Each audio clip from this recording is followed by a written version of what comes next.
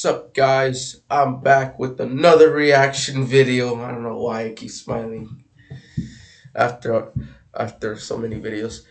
So today we're gonna be reacting to how tall can a mountain become on Earth. I'm just curious, how tall can a mountain get? There's Mount Everest. It's very huge. It's very huge. Um, so this video was made by recently actually by Riddle with 3Ds. I've seen some of his videos. They're really good. They're really good. I'm gonna subscribe. I haven't subscribed, so all the time notified. So let's get into the video. I'm freaking exhausted, dude. I'm so tired. All right, computer, please don't fail me now. Thank you. Let's start. Everest is the highest peak on Earth, rising to 29,029 feet. That's It's a lot. 8,848 meters above sea level. That is a And lot. according to observations, the mountain is still growing, increasing by about What? 0.16 inches or 4 millimeters right? per year. Oh my But gosh. what if one day it catches up with the Martian Olympus Mons, whose absolute height is 69,649 feet? That's 21,229 meters and breaks the elevation record for our solar system. Wow. Then the summit of Everest would be available not to elite climbers, but only to astronauts. If Everest continues to grow at the same speed as it is now, it will catch up with Olympus Mons in 4 million years.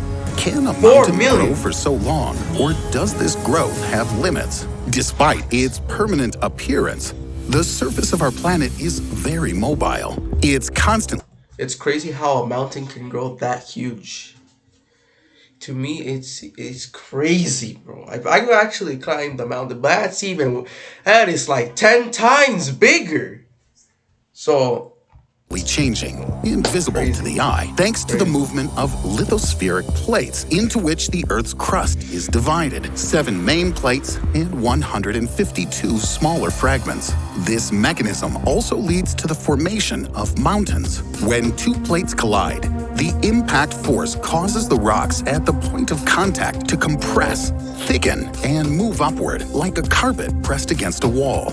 For example, the Himalayas in Asia, with its 10 peaks, the 8,000ers, including Everest, appeared due to the meeting of the Indian and Eurasian plates. This process has not yet finished. The Indian plate continues to move at a speed of approximately 7 centimeters or 2.8 inches per year. So the Himalayas are also constantly growing. Of course, the collision of tectonic plates does not always result in the birth of such giants. For example, Mount Witchyproof in Australia rises only 486 feet. That's about 148 meters above sea level, for which some call it the smallest mountain on the planet. Well, others consider it to be a hill, since it doesn't meet the generally accepted definition of a mountain. But the formation of these landforms is not only caused by tectonic forces. There's another geological phenomenon that leads to the birth of mountains: volcanoes. This happens due to the rise of the hot mantle stream from deep inside the Earth, a plume that breaks through the Earth's crust and erupts to the surface. Each subsequent eruption piles up more lava, ash, and terrestrial rocks, which accumulate and thereby feed the mountain. The most common example, according to San Diego State University, are slag cones. They have a symmetrical, conical shape, which we usually imagine when we think of a volcano. It is these mountains that grow the fastest. They can form in a few months or years, but their average height is only about 300 feet or 91 meters, and the maximum does not exceed 1,200 feet or 366 meters. bro, that looks huge. Bro, that mountain huge. It's I can't even speak. It's huge. It's so huge, dude. It's so wide. And it's Unlike tall. fast-growing small volcanoes, stratovolcanoes and shield volcanoes I forgot grow about more that. slowly. This is The nice, most man. spectacular shows are stratovolcanoes. They rise an average of 8,000 feet or 2.5 kilometers and can erupt with great force. A vivid illustration, Vesuvius. Having wiped 3 cities from the face of the earth in a day, including the notorious Pompeii and several Yes, I villages. heard. Huge, gentle shield volcanoes are heard less this. dramatic. Their eruptions are more reminiscent of the fluid flowing along the edges of the container than the soda exploding from the bottle that you shook and opened, as in the case of stratovolcanoes. Shield volcanoes grow, slowly flowing with lava, thin layers of which are layered on top of one another. Their wide base is several miles in diameter, and their steep slopes are crowned by a relatively flat peak. But why don't mountains grow to infinity? For one reason, due to the collision of the plates. For another, due to the slow and incremental growth due to eruptions. If this weren't so, then pilots would have to maneuver between them as if in a stone maze. Is it possible? No, scientists say. The fact is that along with the formation of mountains, there are also the great levelers, reasons that limit their height. Otherwise, for example, the Ural Mountains, which are more than 10 times older than the Himalayas, should be much taller and not 4.5 times lower than the Himalayas. One such reason is gravity. The sheer mass of mountains makes the Earth's crust bend and fall below them. When the weight of very high mountains is too much for the tectonic forces pushing them up, growth stops.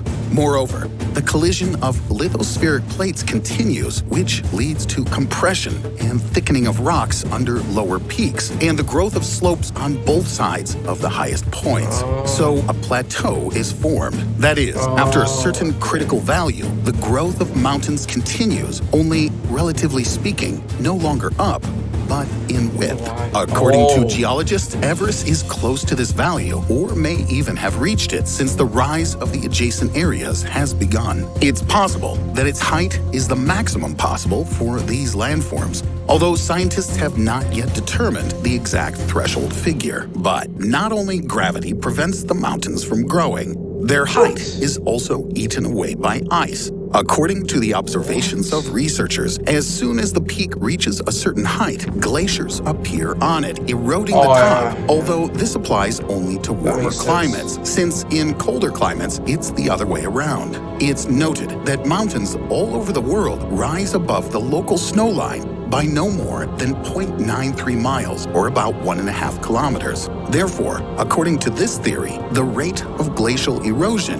is higher than the growth rate of the mountains. However, the growth rate of volcanoes, scientists say, can overtake glacial erosion, but their height can be affected by the loss of a source of magma. If the tectonic plate moves, the direct supply of magma is disturbed, and with it, the number of eruptions is reduced. Such a problem does not arise, for example, on Mars, where the crust does not move. Their own eruptions are dangerous for the size of volcanoes. For example, after the eruption of the stratovolcano Mount St. Helens in Washington state in 1980, winds carried 520 million Like completely blew or like destroyed it, like the whole tons of ash east everything around across the United States during the day, which caused complete darkness in the city of Spokane, just 250 miles or 402 kilometers away from the scene. And the height of the mountain decreased by as much as 1,312 feet or 400 meters.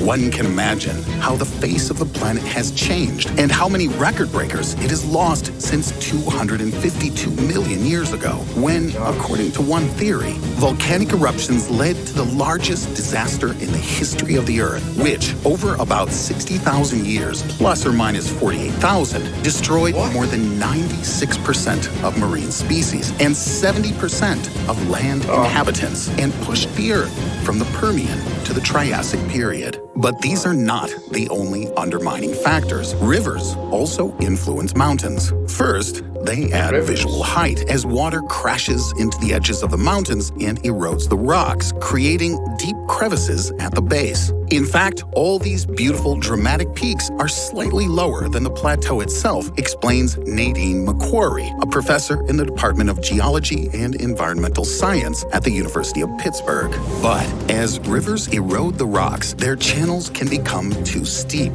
This, in turn, provokes landslides that carry away the material that makes up the mountain, thereby limiting its growth. It's assumed that after the river reaches threshold steepness, its influence on mountain growth is limited. Underwater mountains are also affected by gravity and landslides, but they can become taller than land mountains as water Really? supports their sides, allowing them to grow taller. So, while Everest is trying to break through gravity and the thickness of ice, there are already champions on Earth who have surpassed it in height. These are the Hawaiian What? volcanoes Mauna Kea and Mauna Loa, bending the Earth's crust at 19,685 feet or 6,000 meters.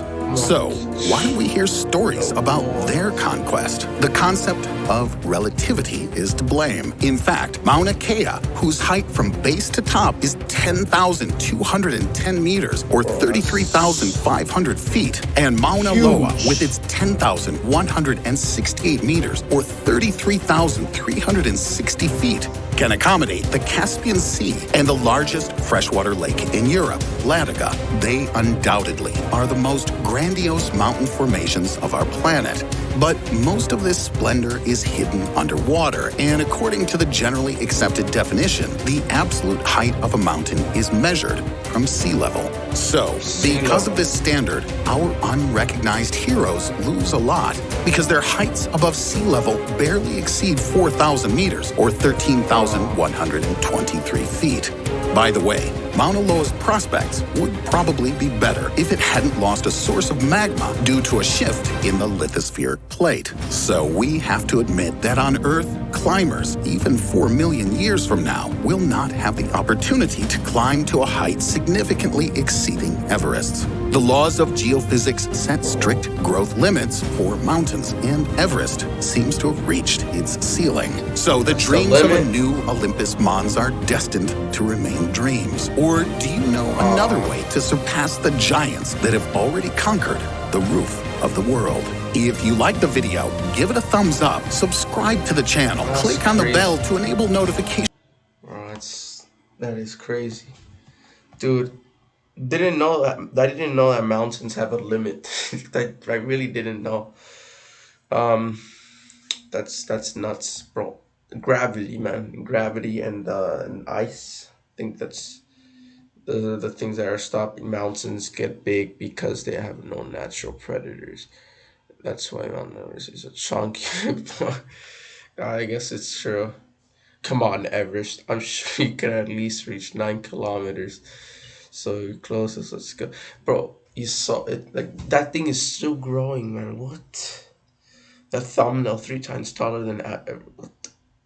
Yeah, that thumbnail is 3 times bigger than Everest. Then taller than Everest. That's enough. Fun fact: the tallest mountain in our solar system is disputed between Mars, Olympus, and I can't even say that name. Well, guys, that's the end of the video. I learned something new. Mountains have a limit. I did not know that. I thought they could just grow and grow and grow, but I guess no. Gravity is like the limit of the mountains. So yeah, thank you guys for watching this video. I hope you guys enjoyed. Subscribe if you want to. It's free. You don't have to do it. Like the video. Yeah. So thank you guys for watching this video. I'll see you guys later.